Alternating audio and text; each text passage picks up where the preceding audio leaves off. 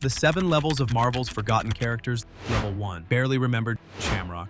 Molly Fitzgerald embodies Marvel's most cynical approach to international representation. Create a stereotypical national hero, use them once, abandon them completely. Introduced during the 1982 Contest of Champions as Ireland's superhero, Shamrock possessed probability manipulation powers rooted in Irish mythology. Her militant IRA father prayed for his son to receive divine power to strike down enemies, but 3-year-old Molly received the blessing instead. She discovered during college that thousands of souls, innocent war victims, possessed her body as displaced poltergeists, manifesting as good luck that altered probability within 20 feet. The mechanics work elegantly. Whenever Shamrock encountered danger, these spirits manifested for fractions of seconds, causing improbable events that benefited her. She defeated Captain America during the contest through sheer fortune. She saved school children from terrorist bombs, but Marvel had zero interest in developing an Irish hero beyond Shamrock's symbolism and green costumes. Her father drugged her and delivered her to Arnim Zola for genetic experimentation. When she escaped and her father tried shooting her, her powers caused his gun to explode and kill him. She accidentally murdered her own father through passive probability manipulation. That Oedipal tragedy deserved exploration of survivors' guilt and carrying thousands of dead souls. Instead, Marvel retired her off-panel after she slipped in a bathroom and broke her foot, proof her luck had run out. She became Europe's most sought-after hairdresser, styling Shadowcats and Wasp's hair, while her superhero career collected dust. The character representing Ireland on the global stage ended blow-drying Janet Van Dyne's hair. Even her Marvel Zombies appearance, where Deadpool convinced zombie Shamrock that death was preferable to endless hunger, causing her own probability manipulation to facilitate execution, reads as metatextual commentary. She begged to die because existing as forgotten was worse than non-existence. Aquarian.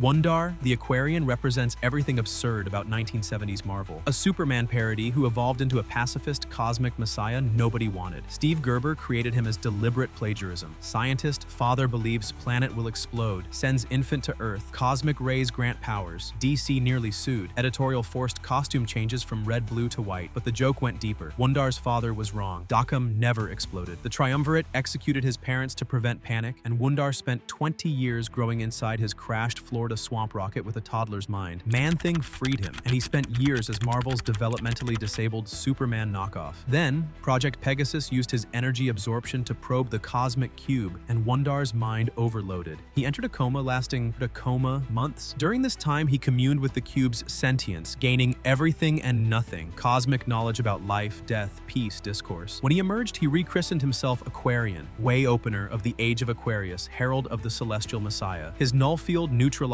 all energy within 500 feet. Kinetic energy, electricity, magnetism, gravity, sound, light, shut down completely. Superheroes couldn't use strength near him. Energy manipulators found powers useless. He walked on air by negating gravity. He established the Water Children in California, a quasi-religious commune where followers viewed him as divine guru. He roamed Earth, seeking peace and enlightenment, transmitting cosmic knowledge through touch. He helped cosmic cube beings metamorphose into next evolutionary states. He defeated the Nth Man through pacifist philosophy and reality-warping nullfield. Then, Marvel forgot him. His last significant appearance, joining Florida Initiative, bitten by Marvel zombie Deadpool, forced into healing hibernation, quarantined at AR Moar, a cosmic messiah with power to shut down Thanos, reduced to zombie victim 47 in a forgotten crossover. The character who gained cosmic cube enlightenment now floats in a coma cocoon, forgotten by writers who can't use pacifist heroes in punch-first Marvel.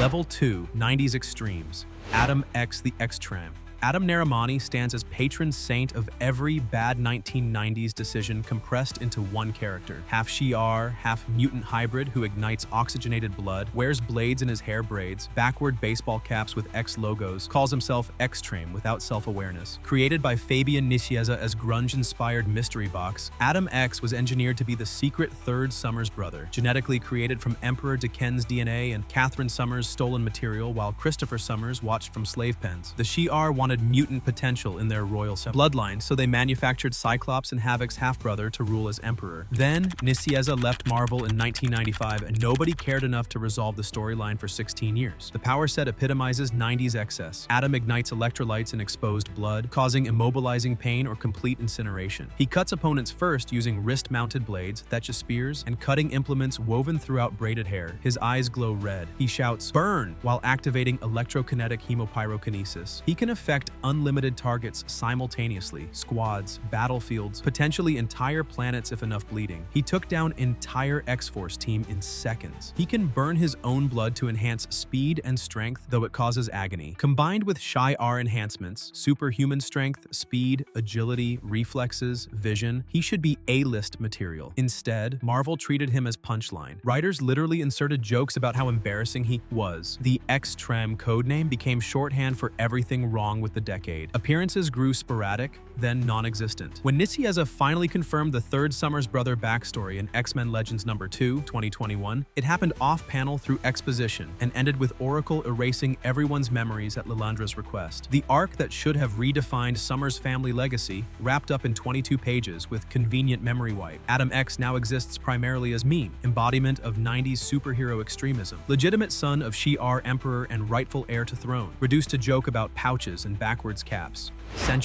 Century represents Marvel's attempt at creating a cosmic mystery character with genuine pathos, then abandoning him when ForceWorks flopped. An artificial being woven from combined consciousness of 100 Hodamur warriors, the strongest, smartest survivors of their extinct race, Century possessed all their memories, expertise, fighting, techniques. His creators designed him for single purpose: track down and destroy Lore, the Nexus being who obliterated the Hodamur homeworld. They gave him Parallax, a sentient battle staff that opened dimensional portals, navigated space-time, and held his 100 personalities in unified sequence through symbiotic bonding. Without Parallax, Century's composite mind destabilized into chaos. Then Broker enslaved him, wiped his memories, sold him to the Scatter, carnivorous insects that followed Century through dimensions, feasting on worlds Lore destroyed. When Scarlet Witch's Hex accidentally summoned him to Earth during a Kree attack, Century arrived as Amnesiac who could barely form sentences. He watched Wonder Man die during ForceWorks' first mission. He felt responsible. He integrated into the team, struggling to rediscover identity fragments through meditation and recovered memory shards. His speech patterns were stilted,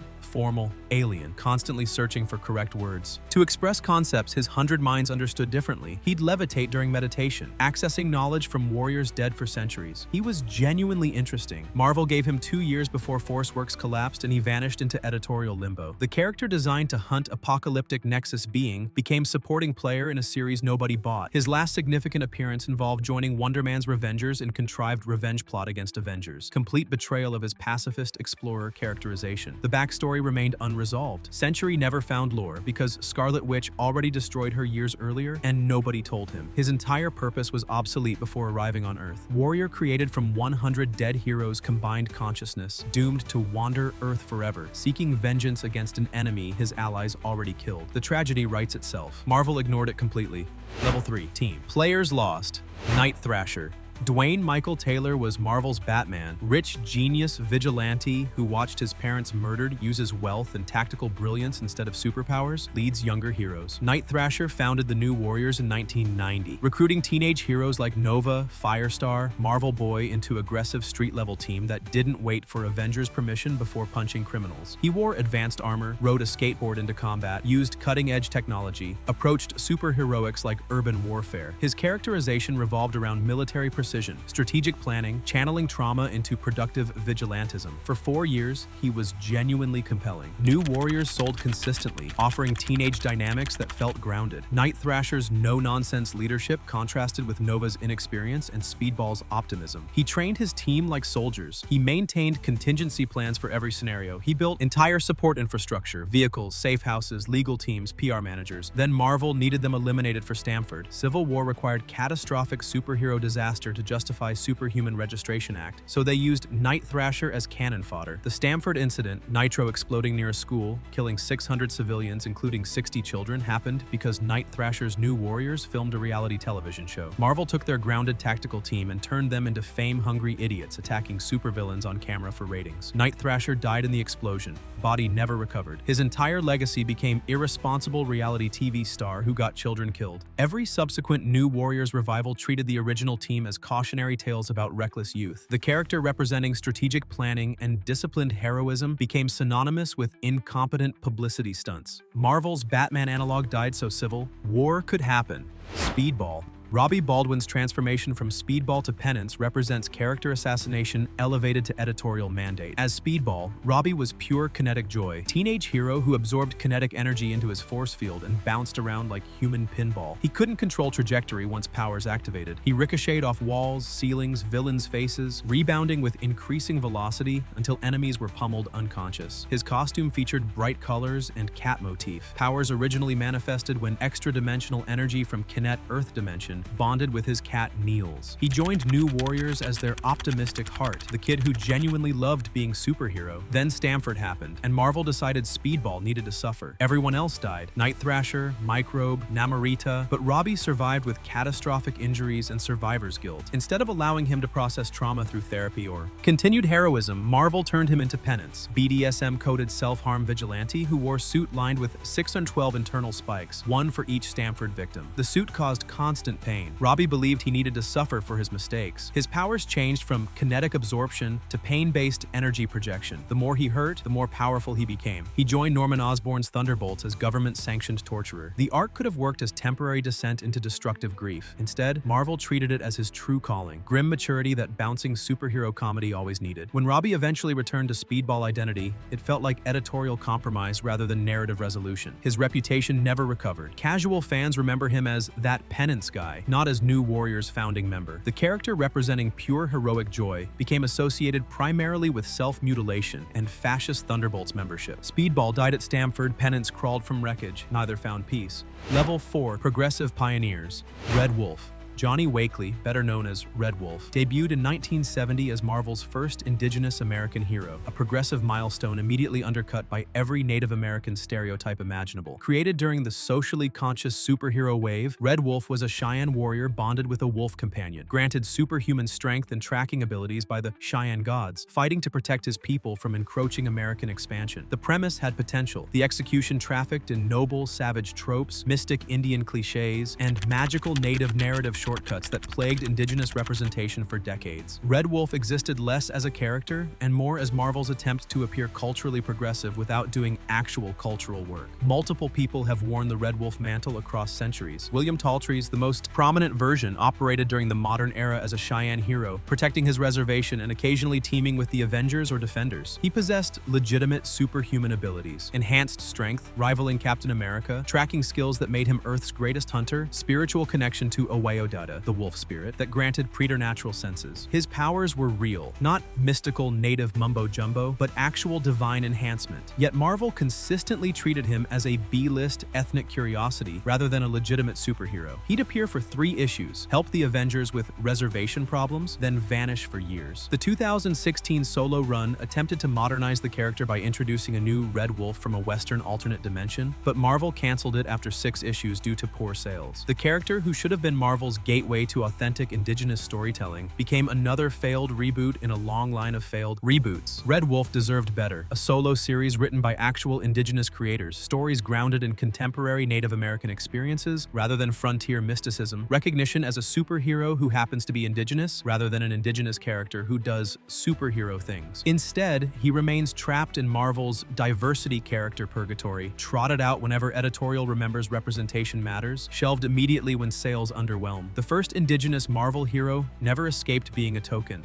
Silverclaw, Maria de Guadalupe Santiago, Silverclaw, embodied Marvel's attempt to create a Latina superhero with cultural specificity beyond speaks Spanish, wears bright colors. Introduced in 1999 as the daughter of the Kamakari volcano goddess Peliali, Silverclaw possessed shape-shifting powers that transformed her into animal-human hybrids inspired by South American wildlife: jaguar, anaconda, puma, bird of prey. Each form granted respective animalistic abilities while maintaining her humanoid structure and cognitive function. Her powers stemmed from divine heritage combined with mutation, marking her as both human and goddess. She joined the Avengers under Edwin Jarvis's mentorship, representing both Latina identity and South American mythology within Marvel's premier superhero team. Her characterization showed genuine effort. Silverclaw struggled with religious guilt. Her Catholic upbringing conflicted with the reality of her pagan divine heritage. She dealt with imposter syndrome while serving alongside legendary Avengers. She maintained connections to her Costa Verdon homeland while operating from Avengers Mansion. Writers explored her relationship with Jarvis, who had been financially supporting her education since childhood. She dated Thunderbird of the X-Men, creating interesting cross-team dynamics. For several years, Silverclaw felt like a character Marvel was actually developing rather than tokenizing. She appeared consistently in Avengers storylines, participated in major events, grew from rookie to confident hero. Then Marvel simply stopped writing her. No dramatic exit, no death, no retirement arc. She just disappeared from publication. One day she was fighting alongside Captain America. The next, she no longer existed in continuity. Her last significant appearance was over a decade ago. Silverclaw represents progressive intent without editorial follow-through. Create a Latina Avenger with cultural depth. Use her for 3 years. Abandon her completely when writers change. The character who successfully integrated South American mythology into Marvel's superhero landscape now exists only in whatever happened to discussions. Marvel proved they could create compelling, diverse heroes. They just wouldn't commit to keeping them around.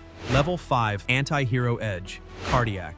Elias Wortham, Cardiac, occupies the murky ethical space between vigilante and villain that 1990s comics loved. Exploring. A brilliant cardiac surgeon, Wortham watched his brother Joshua die from a terminal illness because their insurance denied coverage for an experimental treatment. This radicalized him completely. He used his surgical expertise and engineering skills to implant a beta particle reactor in his chest, powered by the electricity generated by his own heartbeat. The reactor drove a vibranium mesh staff that generated beta particle energy pulses capable of stunning opponents or overloading electrical systems. He wore a white costume reminiscent of medical scrubs, marking him as a doctor vigilante rather than traditional superhero. Cardiac's methodology was brutally simple. Identify pharmaceutical companies, insurance conglomerates, and medical corporations prioritizing profit over patients. Then raid their facilities to steal experimental treatments and redistribute them to those who couldn't afford care. He was Robin Hood with a medical degree and vibranium weapon, attacking the American healthcare system through direct action. His fights with Spider-Man stemmed from philosophical disagreement rather than villainy. Peter opposed Cardiac's methods while acknowledging the systemic injustice driving his crusade. Cardiac never killed. He minimized violence. He specifically targeted institutions rather than individuals. His superheroic opposition came from heroes protecting the property of companies he rightfully identified as murderous. Marvel had a character who could anchor entire storylines about healthcare inequality, pharmaceutical price gouging, insurance industry corruption, and medical ethics under late-stage capitalism. Instead, they used him for 3 years of sporadic Spider-Man appearances before forgetting he existed. Cardiac's last significant storyline involved him joining the Outlaws, a short-lived team of anti-heroes that disappeared after 6 issues. In an era where healthcare remains America's most contentious political battleground, Marvel possesses a character whose entire existence critiques medical industry greed. He's collecting dust in editorial storage while the nation debates insulin prices and GoFundMe campaigns for cancer treatment. The anti-hero who could speak to contemporary American suffering, abandoned because punching Thanos is more marketable than confronting Blue Cross Blue Shield.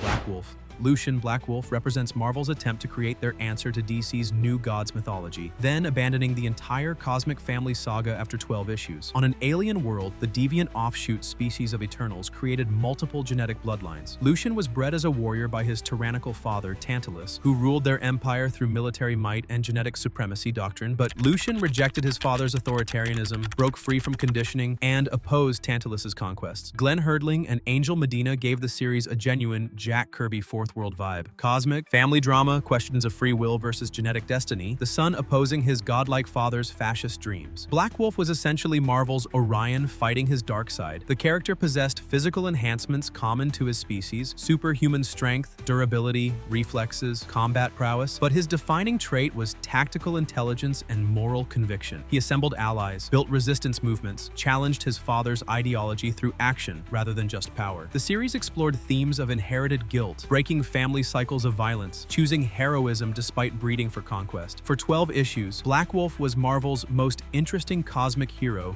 not named Silver Surfer. Then, Marvel canceled the series mid-storyline due to poor sales, and Lucian vanished completely. No conclusion, no resolution, no appearance in other cosmic event stories. The anti-authoritarian cosmic warrior created to challenge genetic determinism was editorially determined to fail and forgotten immediately.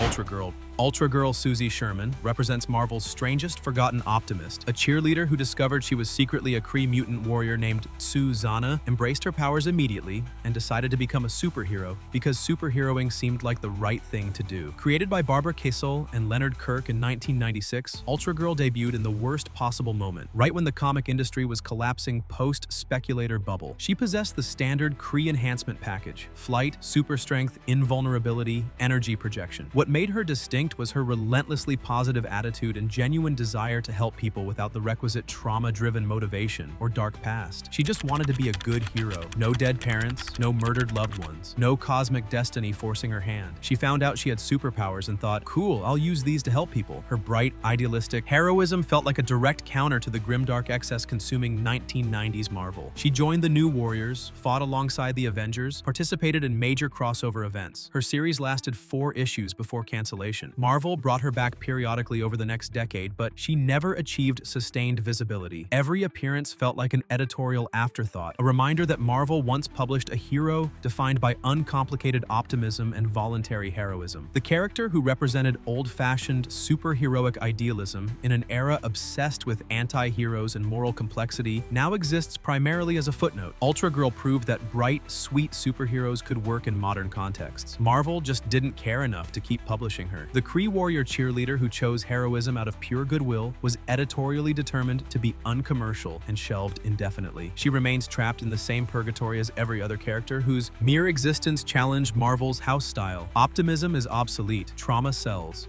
Level 6. Dimensional Defenders. Sleepwalker. Sleepwalker stands as one of Marvel's most conceptually fascinating heroes, an alien guardian from the Mindscape dimension who shares a body with college student Rick Sheridan through involuntary psychic bonding. In the Mindscape, Sleepwalker belonged to a race tasked with protecting sleeping human minds from nightmares, psychic predators, and mental threats. When Rick fell asleep, Sleepwalker manifested in the physical world with a distorted humanoid form, massive physique, and reality-warping powers. He couldn't control when Rick slept. He had limited time in the waking world. He was effectively a prisoner in Rick's subconscious, watching the human's life but unable to participate except during sleep. His power set was gloriously weird. He could warp molecular structure by tracing his fingers along surfaces, transforming walls into rubber or steel into cotton candy. His eyes fired concussive beams. He possessed superhuman strength and durability. Most importantly, he manipulated dreams and nightmares, able to sense psychic distress and defend the Mindscape from incursions. For 33 issues, Sleepwalker delivered bizarre superhero stories that blended body horror, psychological thriller, and cosmic guardian mythology. Rick Sheridan's life deteriorated because the alien sharing his body kept pulling him into dangerous situations. Sleepwalker desperately wanted to return home but couldn't sever the bond without killing Rick. The symbiotic relationship felt genuinely tragic. Two beings trapped together, neither able to control their shared existence. Then, Marvel canceled the series and forgot Sleepwalker existed. He's appeared sporadically since, usually as member of obscure teams or background character in crowd shots, but never with the narrative focus he deserved. The character who offered genuinely unique storytelling, potential through dual protagonist structure and psychological horror elements, was reduced to trivia. Sleepwalker belonged to the Mindscape. Now he's trapped in editorial limbo, which is arguably worse. An interdimensional guardian who protects sleeping minds from nightmares, now appearing exclusively in other characters' forgotten dreams. The metatextual tragedy of Sleepwalker is that his very concept, a hero who only exists when humans sleep, makes him easy to forget when readers are awake.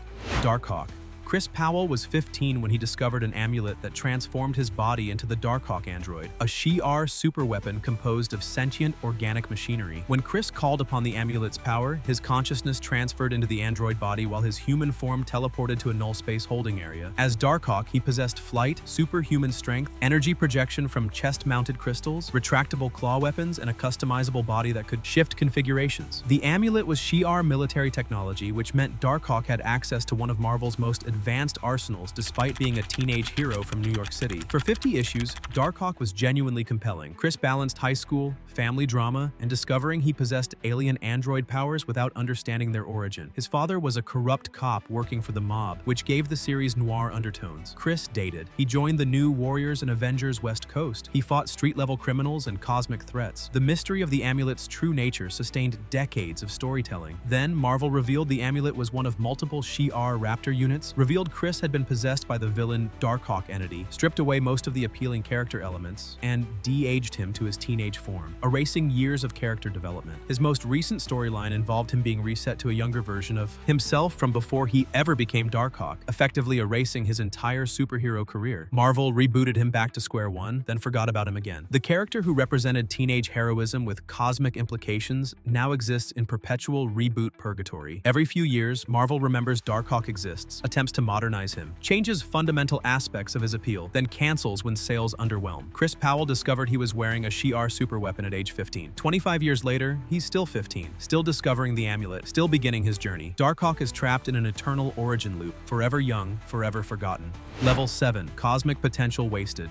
Nova, Frankie Ray. Frankie Ray wasn't just forgotten, she was killed off and never properly brought back. As Galactus's herald, Frankie served as one of Marvel's most morally complex cosmic characters, a woman who willingly chose to lead the Devourer of Worlds to populated planets, demonstrating what the Fantastic Four deemed alarming willingness to kill. She began as Johnny Storm's girlfriend, accidentally gaining Human Torch-like powers after exposure to chemicals in her stepfather Phineas Horton's lab, the same scientist who created the original android Human Torch. Horton hypnotically suppressed her memories and implanted pyrophobia to protect her from the alienation he'd seen the first Torch undergo. When she finally broke through the conditioning and reclaimed her powers, she briefly joined the Fantastic Four. Then she volunteered to become Galactus's herald, not to save Earth, not out of noble sacrifice, because she wanted freedom and exploration beyond Earth's limitations. She took the name Nova and received the power cosmic, gaining superhuman strength, energy projection across the electromagnetic spectrum, faster than light flight, telepathic communication with Galactus, and gravity manipulation. She led Galactus to the Skrull, Throne World Tarnax 4 without hesitation. Participating in planetary genocide, the Silver Surfer tried teaching her to value all life, bringing her to a primitive world and asking if she'd feed it to Galactus. She said yes, until learning he'd brought her back in time to young Earth. This broke something in her. She grew reluctant to serve, mentally deteriorating under the weight of worlds she'd helped destroy. Galactus discharged her, replacing her with Morg the Executioner, a vicious killer who made Nova look merciful by comparison. She joined fellow ex-heralds Silver Surfer, Terrax, Firelord, and Airwalker to oppose Morg. During battle, Morg killed her with an energy blast through her chest from behind. The Silver Surfer entombed her body in a star. That should have been her ending. Tragic herald who chose power over morality, paid the price, died a warrior's death. Instead, Marvel brought her back briefly in a 2010 Herald's miniseries working in a Nevada diner, suffering psychic shockwaves, stabbing customers, then exploding in light. The character who led Galactus to consume entire civilizations was reduced to unstable diner waitress, hallucinating her dead father. No resolution, no character growth, just bizarre resurrection that went nowhere. Frankie Ray chose to become a cosmic executioner, grappled with the horror of her choices, died fighting her replacement, and was brought back only to be forgotten again. The herald who proved humans could be as ruthless as any alien conqueror deserved better than a nonsensical revival and immediate reburial in obscurity.